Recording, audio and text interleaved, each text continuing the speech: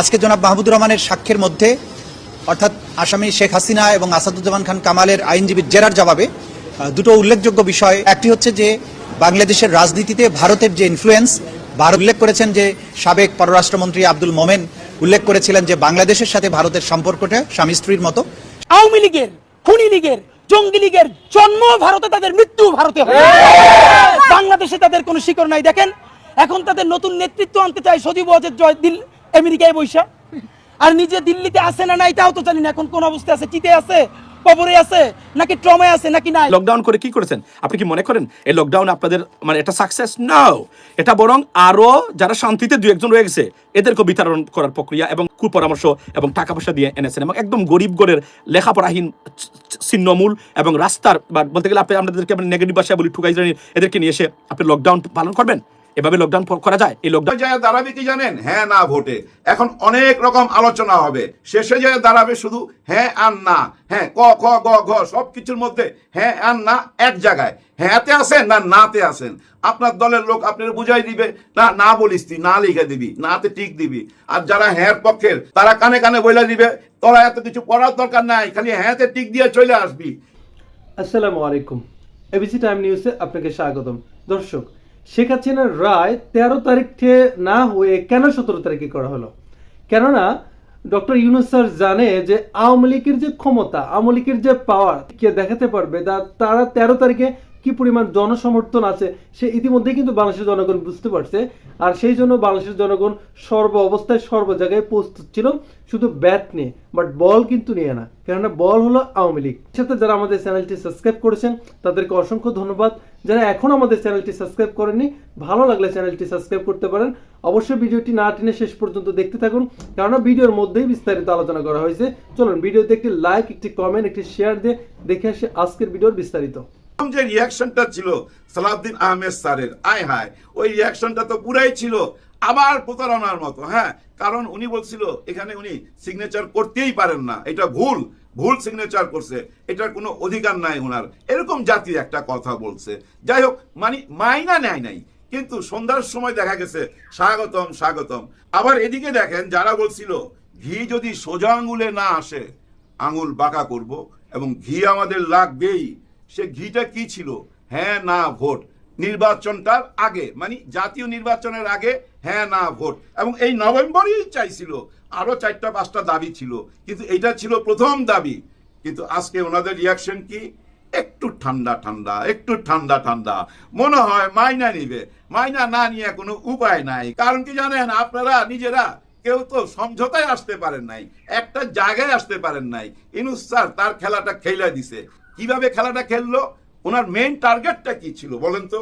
এই যে 8 তারিখে আইসা ফ্রান্স থেকে বৈশা গেল বাংলাদেশের চেয়ারে, ওনার মেইন টার্গেটটা কি ছিল? প্রথম মেইন টার্গেটটা ছিল জুলাই সনদপত্র। তারপরে ভাই একটা টাইমে উনি বুঝতে পারছে যে না, এই 1 নম্বরের সাথে আরেকটা 1 আছে, সেটা কি? শেখ হাসিনার বিচার। সেটা কইরা যাইতেই হবে আমাকে। যার জন্য দেখেন 13 তারিখে শেখ হাসিনার লকডাউন এবং বিচারের রায় হবে হবে একটা ডেট দিবে, সেইটার কারণে কি হুলস্থুল কাণ্ড বাধায় ফেলাইছিল। এই আলোচনাটা গত 2-3 দিন, মানে 13 তারিখের আগের 2-3 দিন এমনভাবে উচ্চতে উঠতেছিল মনে হয় শেখ হাসিনাই বাংলাদেশে। ঠিক ওই টাইমে ঘোষণা আসলো যে প্রধান উপদেষ্টা একটা ভাষণ দিবে, কিন্তু কোনো টাইম জানাইলো না। হঠাৎ করে দেখলাম দুপুরবেলা।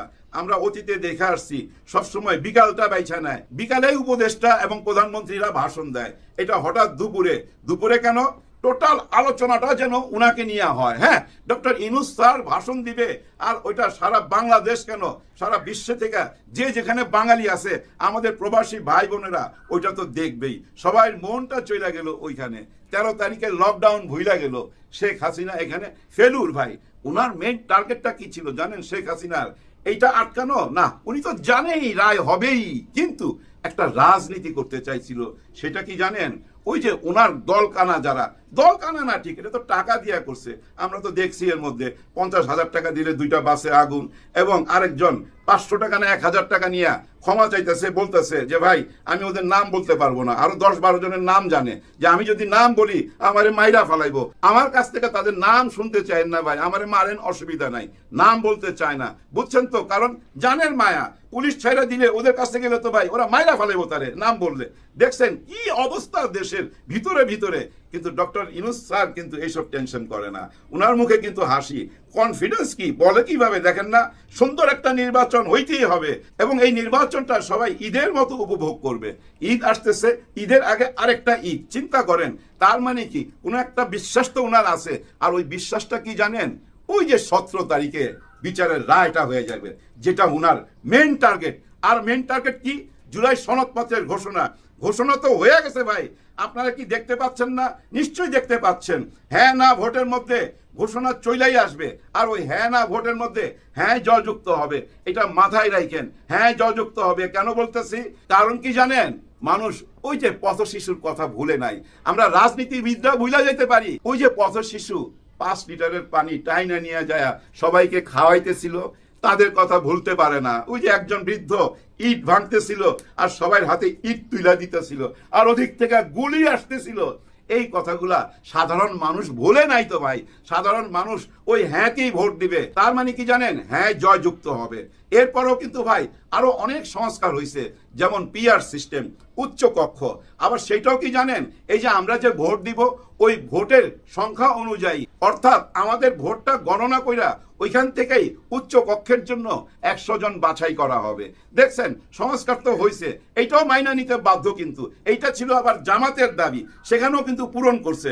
আর হ্যাঁ না ভোট চাইছিল জাতীয় নির্বাচনের সঙ্গে বিএনপি, সেটাও পূরণ করছে। কিন্তু দস্তখত করে নাই, সাইন করে নাই কে? জাতীয় নাগরিক পার্টি। তারা কিন্তু চুপচাপ, তাদের খুব একটা রিয়াকশন কিন্তু আমরা পাচ্ছি না। কিন্তু তাদের একটা মতামত আগেই তারা জানাইছিল, সেটা কি, যে গণভোট জাতীয় নির্বাচনের সঙ্গে হোক, এতে তাদের কোনো আপত্তি নাই, এরকম একটা আভাস কিন্তু তারা দিছে। তার মানে কি ডক্টর ইউনূস স্যারের মনের কথা তারা জানলো কেমনে? প্রশ্ন চলে আসে না? বন্ধুত্ব আছে, যোগাযোগ আছে।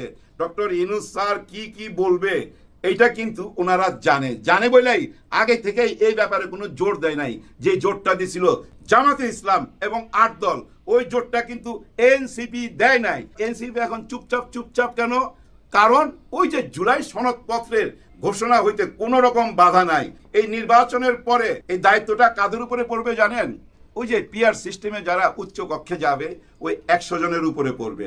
নিম্ন কক্ষ থেকে ওইখানে প্রস্তাব যাবে, ওই প্রস্তাব ওনারা পাশ করবে। এইভাবেই পাশ হয়ে যাবে, কোনো রকম প্রবলেম হবে না। কারণ কি জানেন, এই নির্বাচনে কেউ যদি মনে করে ওনারা একাই চলে যাবে, এটা খুব ভুল হবে, খুব ভুল ধারণা হবে। কেউ একা যাইতে পারবেন না, হাড্ডাহাড্ডি লড়াই হবে তো ভাই, হাড্ডাহাড্ডি লড়াই হবে। কিন্তু এর মধ্যে এনসিপির ভূমিকা কি? এনসিপির ভূমিকা কি আমরা বুঝতে পারবো। এনসিপির কি ভূমিকা এটা বোঝা যায়। এনসিপির ভিতরে একটুখানি গিট্টু লাগছে ভাই, ওই গিট্টুটা আবার দাঁত দিয়ে খোলার দরকার নাই, হাতের নখ দিয়ে খোটায় খোলা যাবে। কারণ ওনাদের মাঝখান থেকে একটা স্ট্যাটাস আসছিল যে ওহে আসিফ মাহমুদ সবুজ একটি আসনের জন্য নিজের কি জানি বেচা দিও না, ব্যক্তিত্ব নাকি আমাদের এনসিপির বিবেক এমন কিছু, নাকি স্বাধীনতার বিবেক এমন কিছু বুঝাইছিল যে বিক্রি কইরা দিও না একটা আসনের জন্য। মানে ওই যে 10 আসন, ওই 10 আসনের ইঙ্গিত দিছে। আর আমরা জানি বিএনপি ওইখানে কাউকে এই পর্যন্ত দেয় নাই। তার মানে তলে তলে কি আসিফ মাহমুদ সবুজ বিএনপির সঙ্গে হাত মিলাইছে? কেন এই কথাটা বলতেছি দেখেন, সৈয়দ আব্দুল্লাহ তায়ের সাহেব একটা কঠিন কথা বলছে। সেই কঠিন কথাটা এর আগেও বলছিল যে আমাদের কাছে অনেকে টেলিফোন ভয়েস আছে, হ্যাঁ প্রমাণ আছে বলছিল। এখন বলছে 3 জনকে পদত্যাগ করতে হবে, ওনাদের দাবি। এই ভাষণের পর অন্য কোনো দাবি সামনে আনে নাই। মেইন দাবি 3 জনকে পদত্যাগ করতে হবে, কারণ এই 3 জন বিএনপির ঘরানার, এটা বুঝাইছে উনি। এখন এই 3 জন কে? এটা বিরাট প্রশ্ন না? আমাদের অনেকেরই ধারণা এমন আসতে পারে আসিফ নজরুল সাহেবের কথা আসতে পারে মনে মনে। কারণ আসিফ নজরুল সাহেবকে নিয়ে আমরা অনেক নেগেটিভ কথা শুনছি, সত্য না মিথ্যা এটা তো আমরা জানি না। ওই শোনা থেকে একটা ধারণা তো করতেই পারে সাধারণ মানুষ। আর কে? আরেকজন হইতে পারে কে জানেন? ওই যে মাস্টার মাইন্ড মাহফুজ আলম। এটা কিন্তু আমার ধারণা, মানুষের কথা শুনে বলতেছি, এটা যে হবে তা না, কিন্তু হইতে পারে। কারণ উনি কিন্তু বলছিল মওদুদি আরেকটা ইসলামিক দল দরকার নাই, মওদুদি স্টাইলের আরেকটা ইসলামিক দলের দরকার নাই। তার মানে কি কবে বলছিল এই কথাটা? যেদিন ওনারা একটা সমাবেশ ডাকছিল এবং আমরা শুনছিলাম এনসিপি ওইখানে যাবে। হঠাৎ করে শুনলাম এনসিপি যাবে না। কেন? ওই যে মধুতি স্টাইলে আরেকটা ইসলামিক দল দরকার নাই, এই কথাটা মাহফুজ আলম বলছিল। আর এমনও শোনা গেছে ওনার ফাদার নাকি বিএনপি করে, এরকম গুজব শুনছি না, গুজব না সত্য আমি জানি না, আপনারা ভালো বলতে পারেন। তার মানে কি এই দুইজন, আরেকজন ওই যে 10 আসন আসিফ মাহমুদ সবুজ, 3 জন, এই 3 জন কি না, নাও হইতে পারে। এই 3 জন হইলে ভাই খুব কষ্ট পামু, হ্যাঁ খুব কষ্ট পামু। ওনারা বলছে হ্যাঁ এই 3 জনের নামে আমরা চিঠি দেবো, চিঠি পাঠামু, যদি 3 জনকে বহিষ্কার না করে তাহলে আমরা মিডিয়ার সামনে তাদের নাম প্রকাশ করে দেবো। আমরা নামের জন্য অপেক্ষায় থাকি। আমি যেটা চিন্তা করছি এটা যেন না হয়, হইলে খুব কষ্ট পামু ভাই। তাহের সাহেব সরাসরি জানাই দিছে ওই 3 জনকে যদি বহিষ্কার না করা হয় তাহলে কিন্তু আমরা মিডিয়ার সামনে তাদের নাম বইলা দিব। এখন প্রশ্ন উঠছে বাকিরা যারা আছে তারা কি ইসলামিক পন্থী? এই প্রশ্ন চলে আসে না? যে কেউ তো এই প্রশ্ন করবে ওই 3 জনকে কেন খুঁজে বাইর করলো, অন্যদেরকে না কেন? অন্যরা কি জামাতের পক্ষে? না, এরকম কিছু না। ওনারা নিশ্চয়ই সবাই নিরপেক্ষ, এই 3 জন নিশ্চয়ই নিরপেক্ষ না। আর এই 3 জনকে আমি যেটা বলছি এটা মাথায় নিয়েন না, এটা তো আমি মানুষের কথা শুনে বলছি, অন্য কেউ তো হইতে পারে। আমরা অপেক্ষায় থাকি, কিন্তু শেষ করার আগে শুধু এইটুকু বলবো এনসিপির হারাইবার কিছু নাই। ওনারা যে সিগনেচার করে নাই এটার পিছনেও ভাই ওই যে মুরব্বীর ইশারা আছে, মুরব্বী ইশারা করছে বলেই সিগনেচার করে নাই। মুরব্বীর অনেক মনের কথার সাথে ওনাদের মনের কথা মিলা যায়, খেয়াল করলেই বাইর করতে পারবেন। এনসিপি এখন ব্যস্ত তাদের নমিনেশন পেপার নিয়ে, 10,000 টাকা করে ভাই এক একটার দাম। এর মধ্যে শুনলাম 1,000-এর উপরে বিক্রি হয়ে গেছে, তার মানে মানুষের আগ্রহ আছে। ভাই ওনারা তো বলে যে আমরা ক্ষমতার জন্য লড়াই করতেছি না, 10 বছর পরে ক্ষমতায় আসলে আসুন, না হলে আমরা এই রাজনীতি ছাইরা দেবো। ওনারা রাস্তায় থাকতে চায়, এই পথেই থাকতে চায়, আর এই পথে থাকার সার্টিফিকেট তো পাওয়া গেছে। জুলাই সনদপত্রের বৈধতা আসতে বাধ্য। এখন যে সিস্টেম করে দিছে এই সিস্টেমের মধ্যে দিয়া অনেক কিছু মাইনা নিতে বাধ্য, অনেক সংস্কার হয়ে গেছে। ধীরে ধীরে দেখবেন সবাই আলোচনার মধ্যে ফুইটা উঠবে কি কি সংস্কার হয়েছে। প্রধানমন্ত্রী আর দলের নেতা থাকতে পারবে না, প্রধানমন্ত্রী যে হবে সে দলের নেতা থাকতে পারবে না, 10 বছরের বেশি কেউ প্রধানমন্ত্রী থাকতে পারবে না। এই সংস্কারটা তো হয়েছে, পিআর সিস্টেমটা তো হয়েছে, এবং জুলাই সনদপত্র ঘোষণা দেওয়ার জন্য দিন তারিখ ঠিক করে দিছে কারা কারা করবে। 170 দিন বা 180 দিন এবং 30 দিন, অনেক রকম গিট্টু মার্কা কথাবার্তা আছে। কিন্তু যারা আইনবিদ তারা কিন্তু বুঝতেছে। বিশেষ করে শিশির মনির সাহেবের যে রিয়াকশন দেখলাম, শিশির মনির সাহেবের রিয়াকশন দেখা মনে হয়েছে জামাত ইসলাম মেনে নিছে। দেখেন ভাই ব্রাদার, জামাত ইসলাম থেকে যারাই যাক না কেন এই সংসদ ভবনে, একটা কথা মনে রাখেন, আগামীতে আইনমন্ত্রী হতে যাচ্ছে কে? নিশ্চয়ই শিশির মনির। এটা আমার ব্যক্তিগত ধারণা, মাথায় দিয়ে দিলাম আপনাদেরকে, আপনারা মাথায় রাখেন। এরকম কিছু হইলে ভাই অনেক ভালো হবে, এটা মনে রাখেন। যাই হোক, নির্বাচনের দিকে সবাই ছুটছে, আগামীতে সব নির্বাচনের দিকে নাইমা যাবে। যেদিকেই তাকাবেন দেখবেন শুধু নির্বাচন নির্বাচন, সবাই ভুলে যাবে ওই সনদপত্রের কথা। হ্যাঁ না ভোটটা সামনে থাকবে, আলোচনায় থাকবে, এই টক শো আলোচনায় থাকবে। কারণ সবাই বলার চেষ্টা করবে ক খ গ ঘ, এত কিছু কি সাধারণ মানুষ বুঝবে? কেন বুঝবে না? সব ক খ গ ঘ ঢুকে যাবে ওই হ্যাঁ নার ভিতরে। আজ থেকে 45 বছর আগে শহীদ জিয়াউর রহমান উনি যদি হ্যাঁ না ভোট খাওয়াইতে পারে, এখন কেন খাওয়াইতে পারবে না? আগের যুগ কি এখন আছে?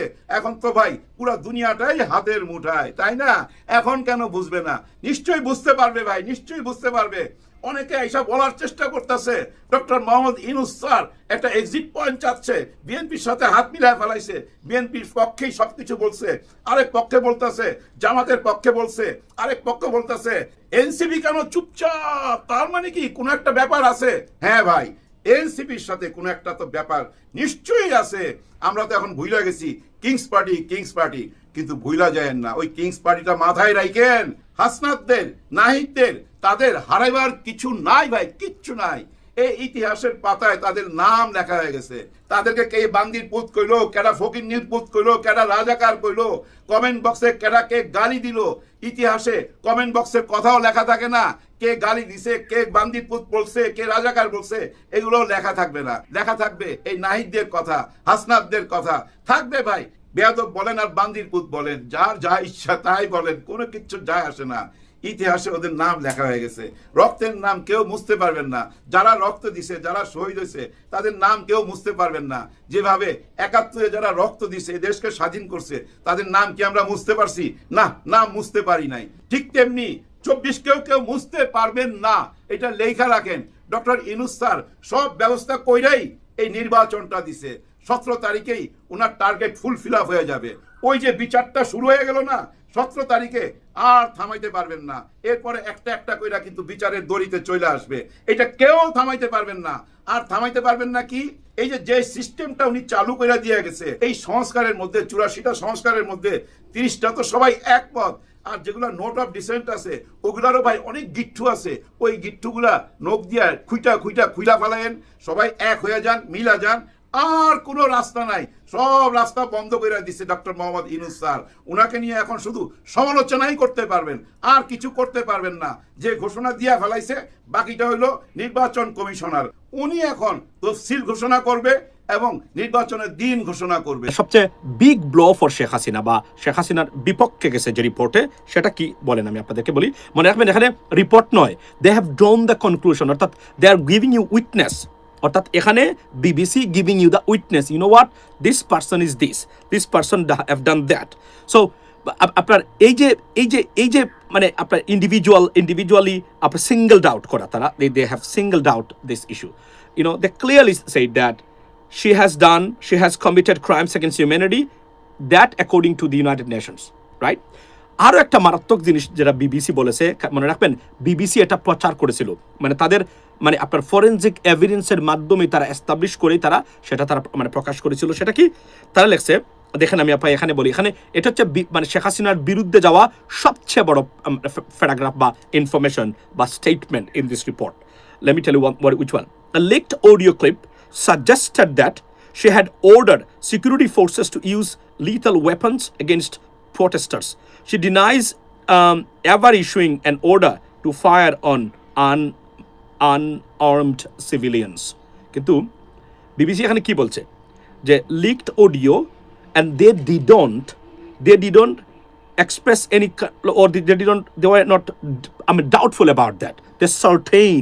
They were certain, or certainty in that statement or in that paragraph, ladies and gentlemen, that leaked audio that went against her. She said that use lethal weapons. So BBC এই রিপোর্টটা করে আমি ধন্যবাদ দিই বিবিসিকে। কেন দিই জানেন? কারণ মনে রাখবেন এটা এতটা গুরুত্বপূর্ণ একটা রিপোর্ট, এই রিপোর্টটা কিন্তু সারা পৃথিবীতে আপনি ইউজ করতে পারবেন, যেহেতু ইংরেজিতে। এর আগে যারা বাংলাতে যদি কেউ করে থাকে, এটা রয়টার্স আছে সেখানে obviously, right? But BBC, right? সবচেয়ে আসিনা ফিনিশড। আমি আপনাকে বলি সবচেয়ে গুরুত্বপূর্ণ জিনিস সেগুলো হচ্ছে, থ্যাংক ইউ রাকিন। সো আপনার এই রিপোর্টটা যদি আমরা ওয়ার্ড বাই সেন্টেন্স যদি আমরা একটা লাইভ করতে পারতাম, আলোচনা করতে পারতাম, এটা ভালো হতো। মনে রাখবেন আমি শুধু বুলেট পয়েন্টস আপনাদের সামনে জাস্ট পয়েন্টেড আউট। আপনি দেখেন সেখানে হচ্ছে যে আচ্ছা, amid increasing call for her to resign, Hasina remained defiant and condemned the agitations as terrorists. She also threw hundreds of people into jail and brought criminal charges against hundreds more.